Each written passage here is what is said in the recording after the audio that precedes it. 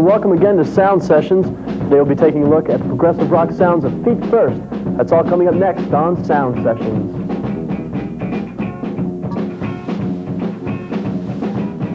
Hello and welcome to this edition of Sound Sessions. I'm your host, Bruce Kaufman.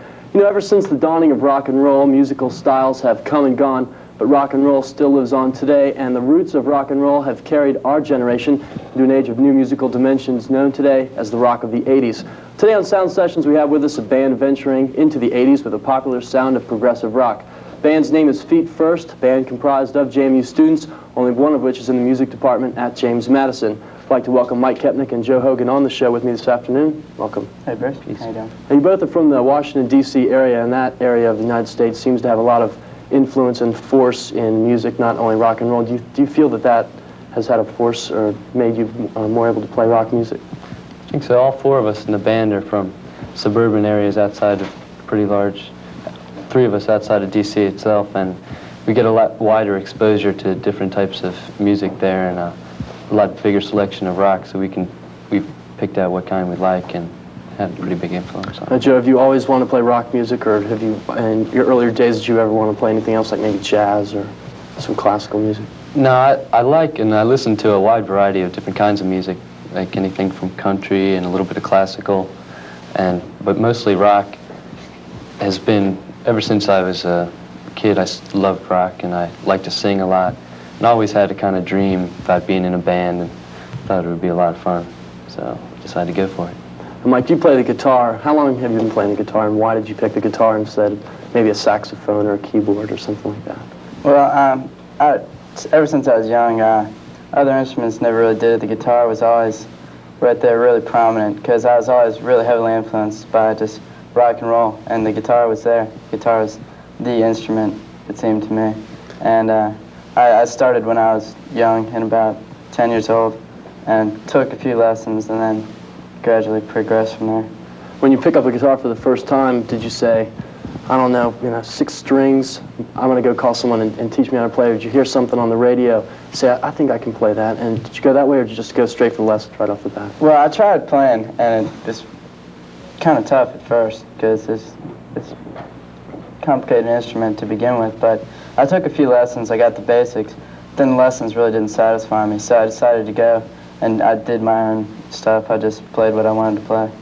Joe, you didn't just start off playing the bass guitar. You had another musical interest at first. Want to tell us about that? Yeah, I started playing the drums because beat and the rhythm really influenced me a lot, and I really liked that a lot.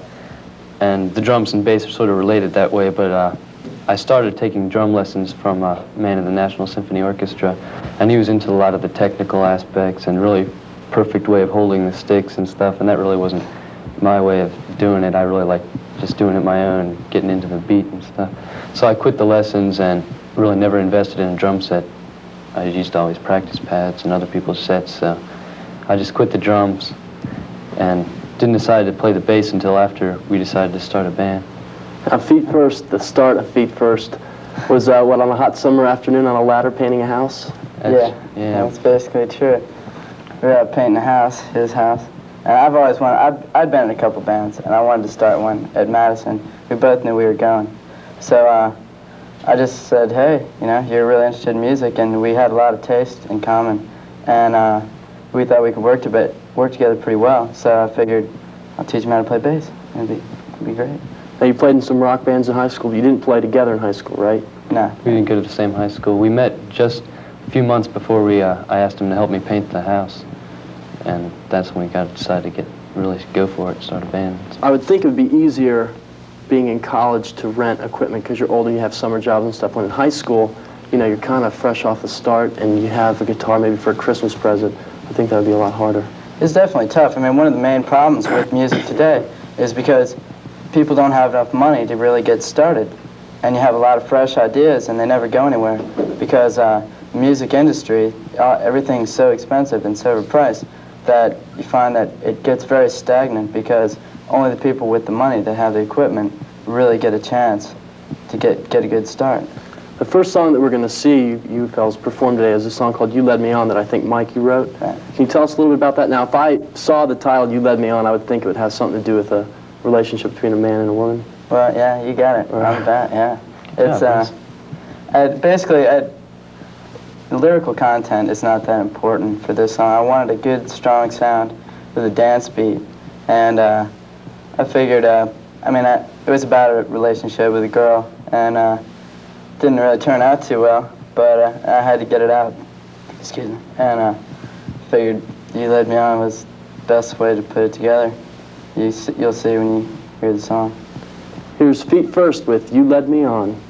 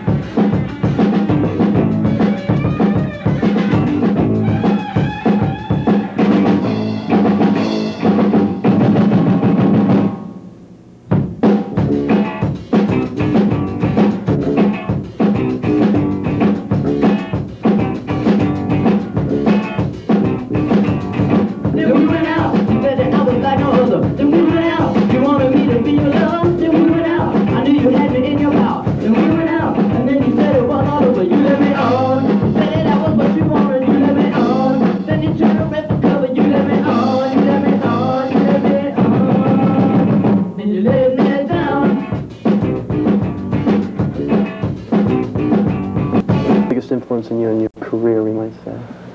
Well, What influenced you the most? It's hard to say just one person or one band influenced me, but like I'm a political science major, and like I said, a lot of my songs are politically oriented. Bands that have something to say, like for instance a band called XTC, or Elvis Costello had a big influence in me. I like his lyrics because they're really cleverly written, and his songs are very intricate. I like that a lot. So you'd rather play something that said no more nukes than I love you, something like that? No, not necessarily. A complex message. I like songs about like romance or about love songs, and I like them a lot more. It adds to them when they're cleverly worded. Mike, who had the biggest influence in you in getting you to play rock? Well, I'd say, when I was growing up younger, I had Beatles albums, and that's always that really got me. I said, hey, I could do that. And and then there's bands like Rolling Stones always had a strong influence. That's why I've always been interested in guitar. I've always been really into guitar bands.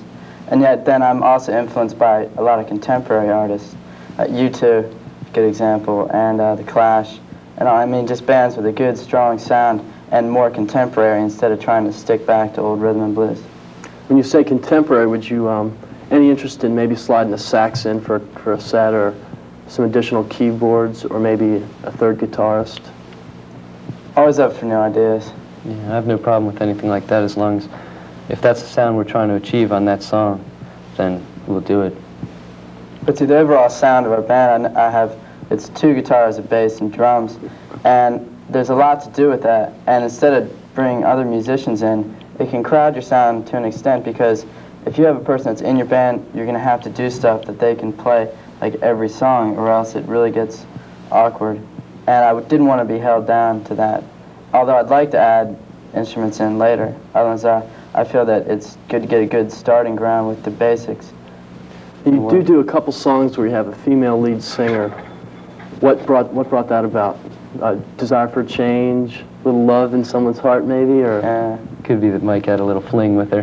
Yeah, but she's good, very good. She's got a very good voice. We'll say that's how she was discovered, and after that, she proved herself. She's a good singer. Yeah, and it adds a lot to. We can do a lot more songs with that, and people like it. It seems to be a strong influence toward female vocalists these days. Okay, getting away from the relationship involved there, would you? Was there any desire just to say, hey, let's get a? Would you have gotten a female vocalist if you hadn't liked the girl? We definitely had it in mind, though. I mean, I had a few different people in mind, just because I wanted to be able to, if we wanted to play a song with a female vocalist, and we could do it, just I didn't want a female to be a permanent member of the band. That was one thing that I stressed. The next song that we're going to see is a song called "Step Back," and could you all explain that one for us? How that came about? It's about the new trend. Yeah, Mike wrote that one also. Yeah, that's a song that I like a lot. It gives a lot of attitudes of today, how people are always rushing, and pushing around, and the computer age and all. And this is all we're supposed to be getting into a high-tech society. But it's saying, we got to step back and look at what's going on around us, and because if we don't, I mean, things are just headed for a wrong direction, I feel. Here's Feet First with their original song "Step Back."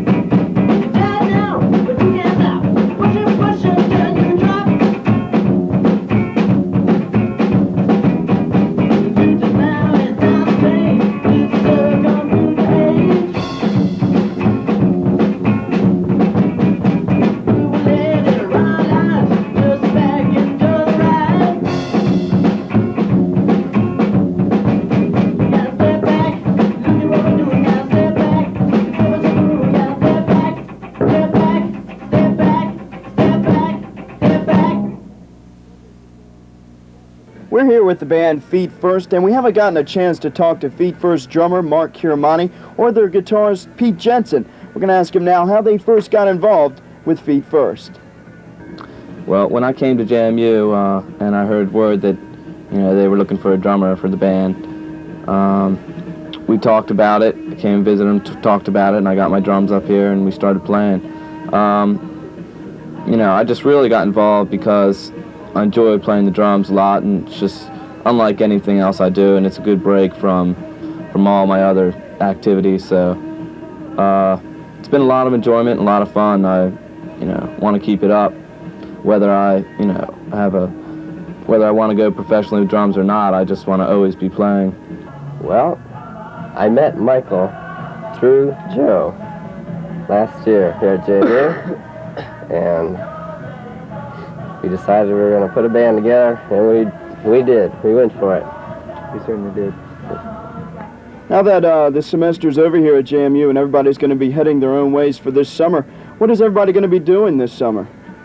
Future plans for the summer, Well, I'm going to be spending my summer down at the beach, so I thought I might try to get a band together down there, see what happens. I don't know how it's going to work out. This summer, I think I'll probably be, I'll play around with a lot of musicians who live in my area, who I know from high school and earlier than that. So we'll probably jam a lot, and that'll be when I'm not working. Probably be working for a senator down on Capitol Hill, doing a lot of paperwork and gopher stuff, but it's a living. This summer, I hope to get involved with another band similar to Feet First. I'm very interested in doing something with a small band like Feet First, and I plan to do it. Good job, Pete. Okay. Well, I think this summer I'm just going to see what I can do, get a band together at home, and just play around with a lot of originals and stuff like that. But I think maybe next semester I'd like to get a band together, possibly sort of a dance band or something, but have a lot of promotional hype and try to take the campus by storm. Mike, anything outside music that you might try to conquer before you get into some heavy rock and roll? Well, I've been torn. I've been trying to decide what I really want to get into. I'd like to get into maybe just get into commercial advertising possibly, and I'm getting a marketing major first, but I'd like to get into international business advertising, and a relative of mine does that. I'm interested. Does Feet First have any interest in maybe going to a cheap recording studio? I know you guys don't have that much money to spend on one, and just cutting a few songs and maybe tossing them out to some promoters, maybe some, not really record companies, maybe some bars, try to get somewhere to play outside Harrisonburg, because this is not the music capital of the world. It's in Nashville, Tennessee, but hey, you got to start somewhere. Any desire to do that? Definitely. Yeah, because I've always wanted to do recording, because once you record, you have it right there. This is what we did. You like playing the drums, though, outside of playing the guitar. What brought that about? Well, I always wanted to just cut an album, just me. I like to Mike. play, Mike. I like to play drums, and I like to screw around. I like to play bass once in a while, and guitar, and maybe even a little keyboard. I've just always wanted to just play, instruments, period. You gonna go out on the streets in New York City, Mike, the one-man band? Hey, you never know. Little If I get far enough, I might be out there. You never know. The next song we're gonna see now is a song called "Running Back to Me," another original that Mike wrote. Right. And can you tell us a little bit about that? It sounds like another girl that Yeah, he blew off, and she came running back. Mike, don't leave me. This Mike, is the follow-up to the last song, see, You Let Me On. The same girl. But it worked out pretty well in the end.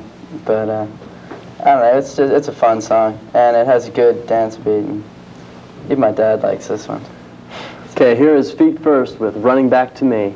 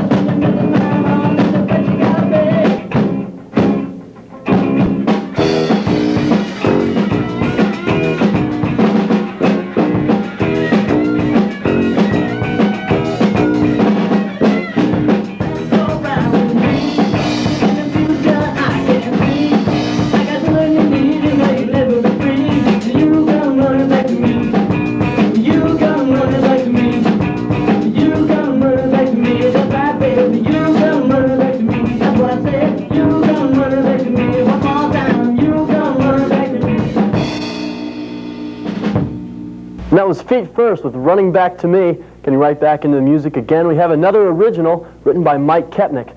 This tune deals with how each of us should cut loose and do our own thing every once in a while. This one is entitled Go Insane.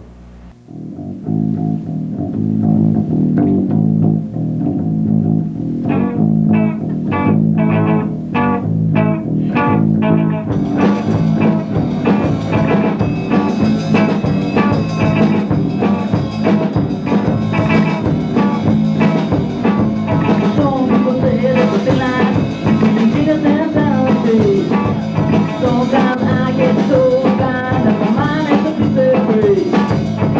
But it's something all over my back, telling me what I gotta do. Press and pick up, that's still on me. I tell you when I get it all through, I go insane. Go insane. Go insane. Go insane. The temporary love of the worries, the worries that we all need. It's so easy to get out again by our responsibilities. Sometimes I get so uptight, I don't have a minute to think. Try to do what I think is right, but then I go over the brink. I go insane. Go insane. Go insane. Go insane. Go insane.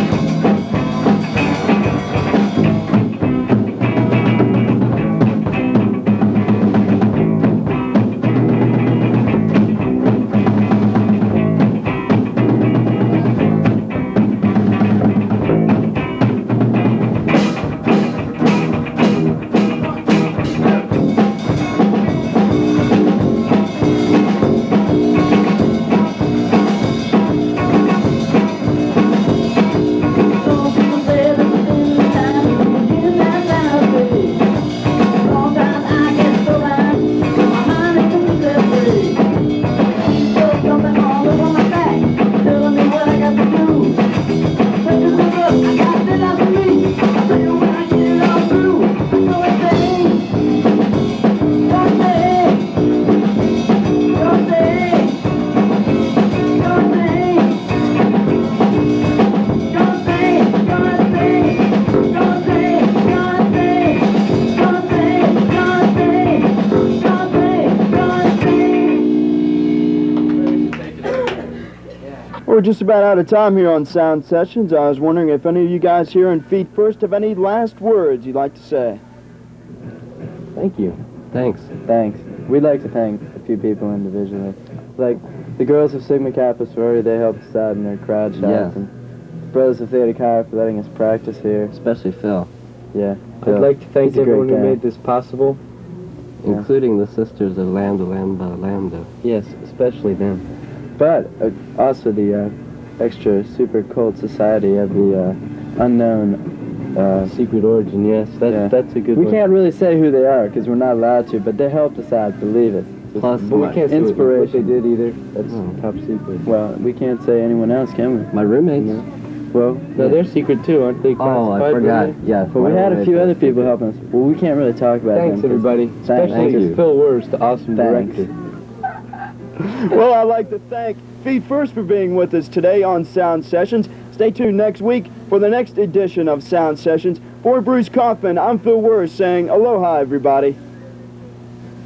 Anyway, we'd all like to especially thank all you people out there for watching us right now, because it's our first chance to get on TV. That's right. Thanks for turning on your TV set this afternoon and watching us on Sound Sessions.